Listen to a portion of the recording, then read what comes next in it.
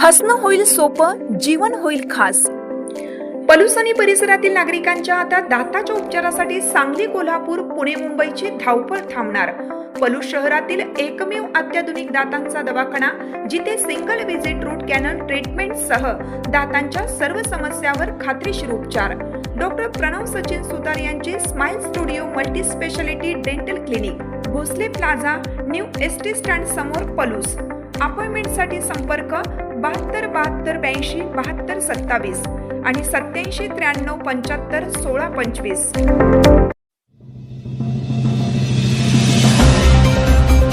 संग्राम केन ॲग्रोचा पहिला गळीत हंगाम थाटात सुरू.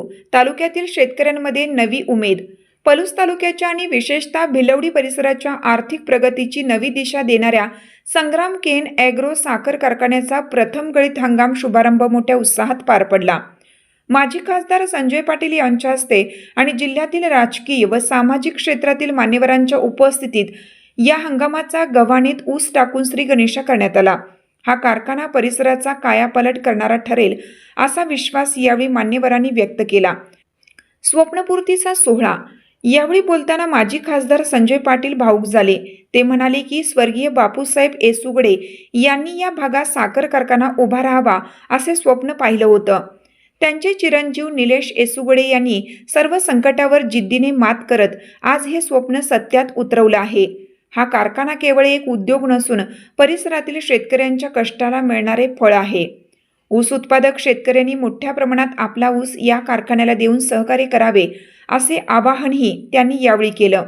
दिग्गजांची मांदियाळी. या सोहळ्याला संग्राम उद्योग समूहाच्या कुटुंब प्रमुख जोशना एसुगडे, राष्ट्रवादीचे जिल्हाध्यक्ष निशिकांत पाटील, शिराळा भाजपचे तालुकाध्यक्ष सुखदेव पाटील, पलूस नगर परिषदेचे नूतन नगरसेवक दिगंबर पाटील, माजी जिल्हा परिषद सदस्य सुरेंद्र वाळवेकर, संजय पाटील आणि उद्योजक प्रदीप वेताळ यांची प्रमुख उपस्थिती होती.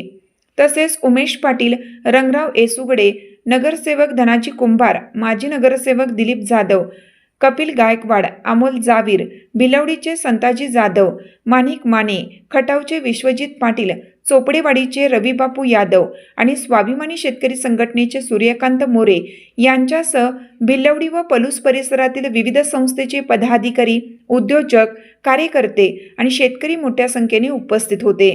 कार्यक्रमाचे स्वागत आणि प्रास्ताविक उद्योजक अरुण ब्रोहो यांनी केलं. संग्राम केन ॲग्रोच्या या यशस्वी सुरुवातीमुळे भिलवडी परिसरातील कृषी औद्योगिक क्षेत्रात आनंदाचे वातावरण पसरलं असून शेतकऱ्यांमध्ये नवीन उमेद निर्माण झाली आहे. एक अतिशय आव्हानात्मक काम बापूसाहेबांनी निश्चय केला होता, पण ते अपुरं राहिलं. ते पूर्ण करण्याचं काम तुम्ही सगळ्या मंडळींनी केलं. अतिशय धाडसाचं काम आहे. या साखर कारखान्याच्या माध्यमातून ऊसाला तर चांगला भाव त्यांनी आता डिक्लेअर केला, पण परिसरामध्ये एक आपलं म्हणून युनिट असणं गरजेचं आहे.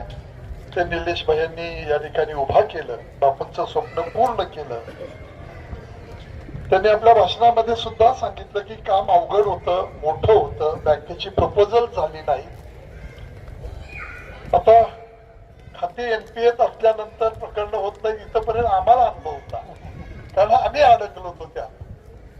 पण दुसरे उद्योग असल्यामुळं त्यांची बॅलन्स शीट चांगली होती, नेटवर्क चांगली होती. कर्तबगार तरुण एखादा नवीन व्यवसाय सुरू करतो आणि तो शेतकऱ्याशी निगडीत असावा, शेतकऱ्यांच्या आर्थिक स्तर उंचावावा यासाठी मनापासून काम करतो.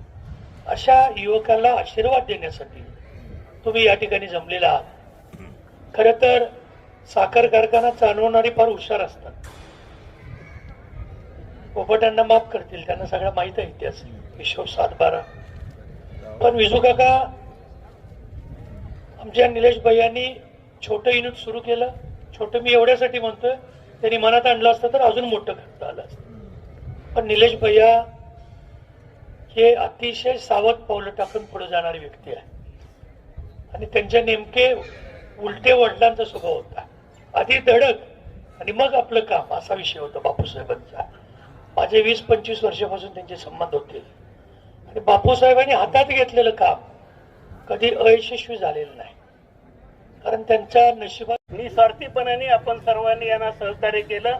त्या सहकार्याची निश्चितपणाने यांना जाणीव आहे. मी जास्त बोलणार नाही, मलाही एका कार्यक्रमासाठी तासगावला जायचं आहे. मी या ठिकाणी आपणा सर्वांना, निलेश भैयांना, त्यांच्या सगळ्या सहकार्यांना, कुटुंबियांना मनापासून शुभेच्छा देऊन हे अत्यंत चांगलं युनिट आणि या जिल्ह्यातल्या कारखानदारी पुढं एक माइलस्टोन, एक पथदर्शक प्रकल्प म्हणून उभा राहावा आणि चांगल्या पद्धतीनं शेतकऱ्यांना यामध्ये न्याय मिळावा अशाही पद्धतीच्या या ठिकाणी भूमिका व्यक्त करून मी या ठिकाणी थांबतो.